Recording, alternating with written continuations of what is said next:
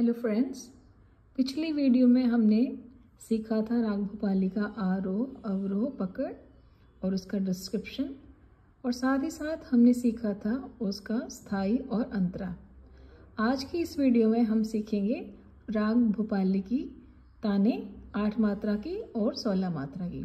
तो आइए सबसे पहले 8 मात्रा की ताने स्टार्ट करते हैं, जो कि पहली मात्रा से शुरू होंगी, सम से स्टार्ट होंगी। आइए शुरू करते हैं।